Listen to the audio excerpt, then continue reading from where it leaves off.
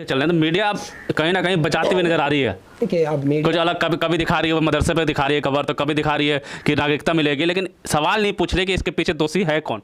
देखिए उनकी हिम्मत नहीं, क्योंकि उनकी हिम्मत नहीं, उनके आकाओं की हिम्मत नहीं जो उनसे सवाल कर ले।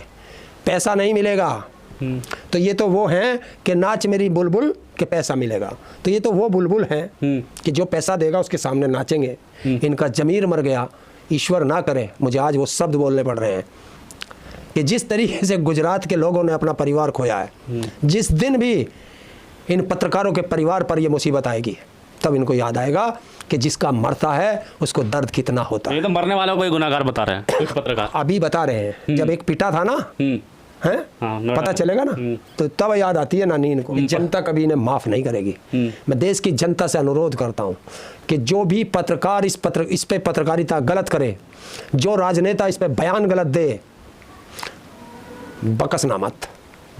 जो तुम्हारे परिवारों की लाशों पर राजनीति कर रहे हैं, और राजनीति कर रहा है कौन? देश का प्रधानमंत्री, इसको बकसना मत। लेकिन सवाल तो खड़े हो जाते हैं कि कई लोग आरोप लग रहे हैं कि कई दिनों से बंद था। एक घड़ी बनाने वाली कंपनी, एक रेडियो बनाने वाली कंपनी को दे दिया जाता ठेका, जो पुल से दूर दूर तक नाता नहीं है। देखिए वो इसलिए दिया गया क्योंकि वो सरकार का दामाद है। सरकार का दामाद है वो? सरकार का दामाद है। कैसे? तुझे ठेका क्यों नहीं दिया गया? क्या पैरामीटर रखे गए? उस जब ठेका देते हुए क्या एग्रीमेंट हुआ? कोई नहीं पूछ रहा। बिल्कुल। उस एग्रीमेंट को क्यों नहीं ला रहे सामने जो एग्रीमेंट हुआ है कि इस कंपनी को क्या क्या करना है और क्या इसने किया है? किसने इसे खोलने की परमिशन दी? कैसे बिना सरकार की परमिशन के टिकट बिक गए? कैसे क्षमता से अधिक टिकट बिक गए? कैसे वहां सुरक्षा नहीं थी? कैसे अधिकारी पल्ला झाड़ रहे हैं कि हमसे तो एनओसी ली नहीं? तो जब तुमसे एनओसी नहीं लेंगे तो बताओ हिंदुस्तान में कितनी चीज चल रही है बिना एनओसी के। बिल्कुल। जब वहां हादसा होता है तब तुम जागते हो, और अगर तुमसे एनओसी ले ले तब क्या करते? 70 रुपये का टिकट लगा के बेच दिया लोगों को वहाँ पे। अगर क्या टिकट 70 रुपये ज़्यादा नहीं पड़ रहा था, जब पता था पुल पुराना है, मरम्मत हो रहा है, तो इतने लोगों को क्यों छोड़ा गया वहाँ पे? देखिए जब कोई कहने वाला नहीं है, ये गुजरात मॉडल है। गुजरात मॉडल है, ये गुजरात मॉडल है। मैं प्रधानमंत्री से एक उन्हीं के वाक्य पूछना चाहता हूँ। 2016 की बात है, बंगाल की। बंगाल में एक पुल गिरा था। उस पुल पर उसके एक हफ्ते बाद देश का प्रधानमंत्री जाता है क्योंकि चुनाव चल रहे थे। बिल्कुल।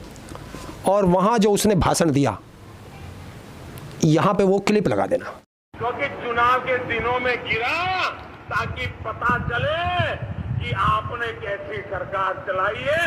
इसलिए भगवान ने लोगों को संदेश दिया है कि आज ये ब्रिज टूटा, कल ये पूरा। और आज वही बात गुजरात में हुई है। तो ये अब प्रधानमंत्री से पूछ लें। यही काम प्रधानमंत्री का संसदीय क्षेत्र बनारस, वहां भी पुल गिरा था, वहां भी लोग मरे थे। तब प्रधानमंत्री ने क्यों नहीं बोला कि ये गिफ्ट गॉड है या गिफ्ट फ्रॉड है? वो एक शब्द था ना ऐसा, गिफ्ट। बिल्कुल है। तो ये कुछ नहीं है।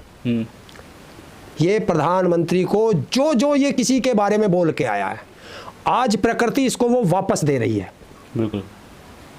लेकिन वापस इसे मिल रहा है, लेकिन जान देश की जनता को गंवानी पड़ रही है। लेकिन ये दुर्भाग्य है। लास्ट में कुछ जैसे इनके जो मोदी भक्त हैं वो ये करके फायर करेंगे पुल, तो उसमें 145 साल पुराना है। कई भक्तों ने तो ये भी कह दिया कि पुल पे कोई मुस्लिम लड़कों का नाम निकाले गए और कहे कि ये तो वहाँ क्या कर रहे थे। ऐसा भी इसमें भी हिंदू मुस्लिम एंगल ढूंढने की कोशिश की जा रही थी।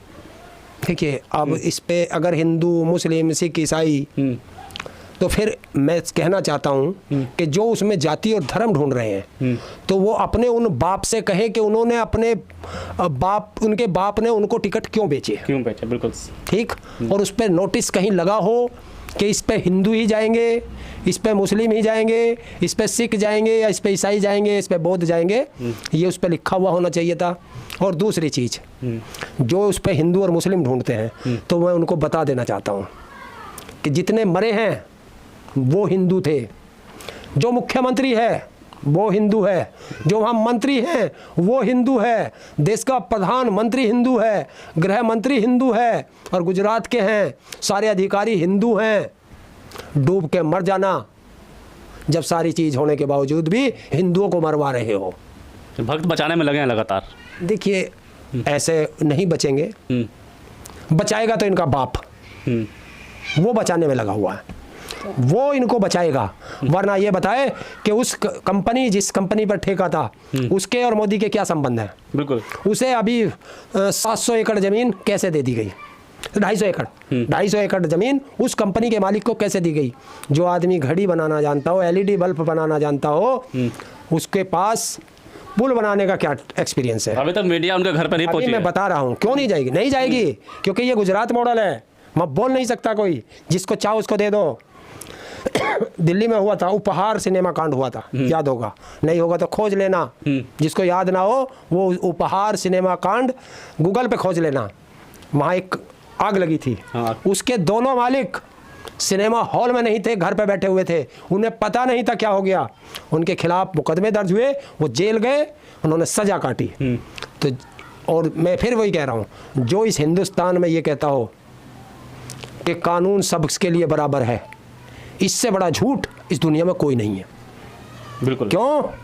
कानून में फंसते हैं छोटे लोग, बड़े मगजमज तो इस जाल को फाड़ कर निकल जाते हैं। फाड़ कर निकालते हैं। बिल्कुल साफ तौर पे जो सवाल कई खड़े कर रही है कि सबको साफ साफ दिख रहा है कि इसके पीछे जो है किसका हाथ है, लेकिन सवाल उठ रहा है कि क्यों और कौन उन लोगों को बचाना चाहता है?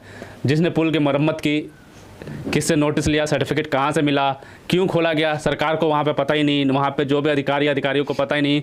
लेकिन अभी तक जो जिसने भी पुल की मरम्मत की उसके मालिक पे अभी कार्रवाई हो रही है या नहीं हो रही? क्योंकि LED और घड़ी तो बनाते हैं, पुल कब से बनाने लगे, एक ये भी सवाल खड़ा होता है। और नेशनल मीडिया अभी तक जो है मरने वालों को भी दोस्त जो है कह रही है कि उनका खुद की भी गलती है कि वो उस पर जाके हिल क्यों रहते हैं। और मीडिया अभी तक जो है जो मालिक जिन्होंने मरम्मत की पुल के, उनके वहाँ पे कैमरा नहीं पहुँचा है। हालांकि मुद्दों को डाइवर्ट करने के लिए मदरसे और कई चीज़ें जो आप देख रहे होंगे कि चलाया जा रहा है, लेकिन सवाल वही है कि इतने लोगों की जान गई, क्या गुनहगारों को सज़ा मिलेगी या नहीं मिलेगी? लगातार हम इस खबर बने रहेंगे, हमारे साथ बने रहिए, तब तक के लिए धन्यवाद।